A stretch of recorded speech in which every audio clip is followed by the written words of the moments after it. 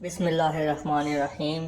حضرت صلی اللہ علیہ وآلہ وسلم پر وحی کا ابتدائی دور اچھے سچے پاکیزہ خوابوں سے شروع ہوا۔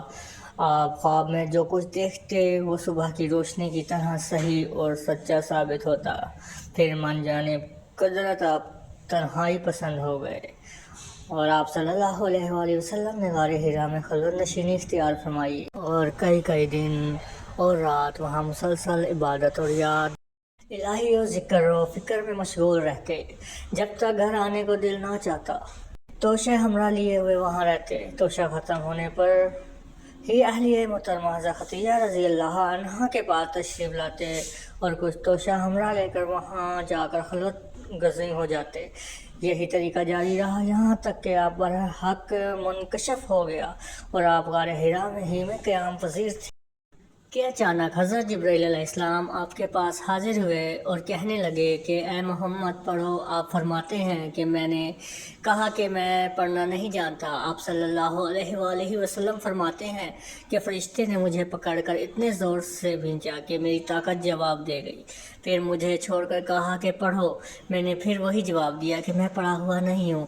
اس فرشتے نے مجھ کو نہایت ہی زور سے بھینچا کہ مجھ کو سخت تکلیف محسوس ہوئی۔ پھر اس نے کہا کہ پڑھ۔ میں نے کہا کہ میں پڑھا ہوا نہیں ہوں۔ فرشتے نے تیسری بار مجھ کو پکڑا اور تیسری مرتبہ پھر مجھ کو بھینچا، پھر مجھے چھوڑ دیا اور کہنے لگا کہ پڑھو اپنے رب کے نام کی مدد سے جس نے پیدا کیا اور انسان کو خون کی پھٹکی سے بنایا۔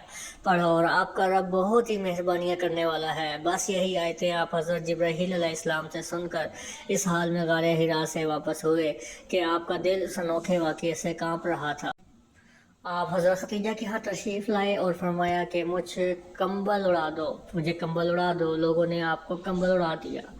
جب آپ کا ڈر جاتا رہا تو آپ نے اپنی زوجہ محترمہ حضرت خدیجہ رضی اللہ عنہا کو تفصیل کے ساتھ یہ واقعہ سنایا اور فرمانے لگے کہ مجھ کو اب اپنی جان کا خوف ہو گیا ہے۔ آپ کی اہلیہ محترمہ حضرت خدیجہ رضی اللہ عنہا نے آپ کی دھار بندھائی اور کہا کہ آپ کا خیال صحیح نہیں ہے، خدا کی قسم آپ کو اللہ کبھی رسوا نہیں کرے گا۔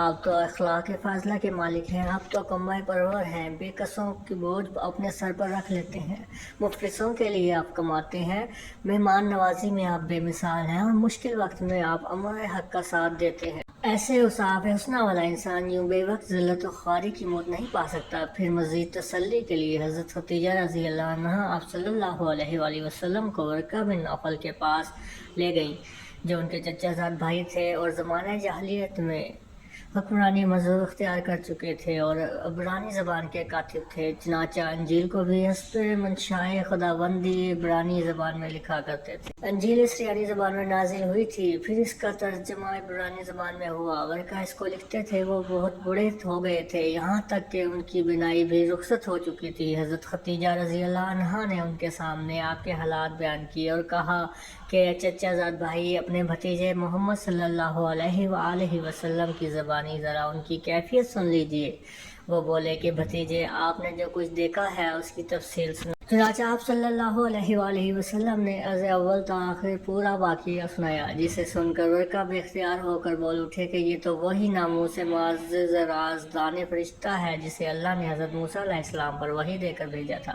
کاش میں آپ کے اس عہد نبوت کے شروع ہونے پر جوان عمر ہوتا، کاش میں اس وقت تک زندہ رہتا جب کہ آپ کی قوم آپ کو اس شہر سے نکال دے گی۔